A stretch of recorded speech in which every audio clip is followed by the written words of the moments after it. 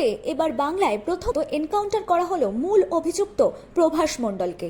অভিযোগ, ঘটনাস্থলে পুনর্নির্মাণ প্রক্রিয়া শুরু করার ঠিক আগে ওই অভিযুক্ত পুলিশের থেকে বন্দুক ছিনিয়ে গুলি চালিয়ে পালানোর চেষ্টা করে এবং তারপরেই পুলিশ তাকে লক্ষ্য করে গুলি করলে মৃত্যু হয় ওই অভিযুক্তের। প্রভাস মণ্ডলের মা ছেলের মৃত্যুর খবর পেয়েও ছেলেকে দেখতে যাননি এবং তিনি স্পষ্ট জানিয়েছেন ছেলের মৃত্যুতে একটুও দুঃখিত নন তিনি। এমনকি ছেলের মৃতদেহ আনতেও তিনি যাবেন না হাসপাতালে। বলছে আপনার ছেলের নাম প্রভাস মণ্ডল। হ্যাঁ, তা আপনার ছেলে মারা গেছে, আপনি দেখতে চান? হাসপাতালে আছে, দেখুন। আমি বলছি না, আমি আর দেখতে চাই না, আমি দেখে আর কি করবো, আর আমার যাবার শক্তি নেই, আমার গলা শুকিয়ে যাচ্ছে, বলতে পারছি না। হ্যাঁ, তাই বলছে আমার যাওয়ার শক্তি নেই, আমি যাবো না, তোমরা থাকো। বলছে ও তো আই কার্ড লাগবে।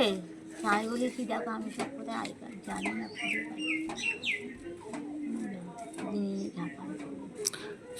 ছেলে যে মৃত্যু হলো তাতে আপনার কষ্ট হচ্ছে না?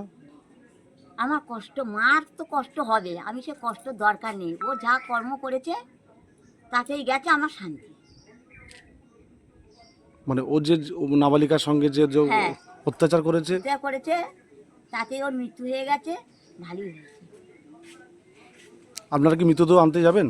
না, আমার কেউ যাওয়ার নেই, আমি যেতে পারবো না, মৃতদেহ আমি আনবো না। আমি তো বললাম আর আমরা দেখতে চাই না, একদম দেখতে চাই না। তোমরা ওখানে নিয়ে থেকে নাও, গুদমে দেবে, কোথায় দেবে, ফেলে দেবে, দিয়ে যাবে, কেউ যাবে না।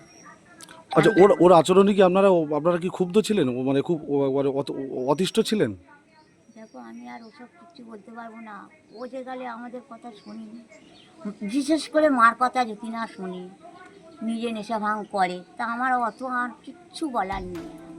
আপনারা দেখছেন সংবাদ মুখোমুখি।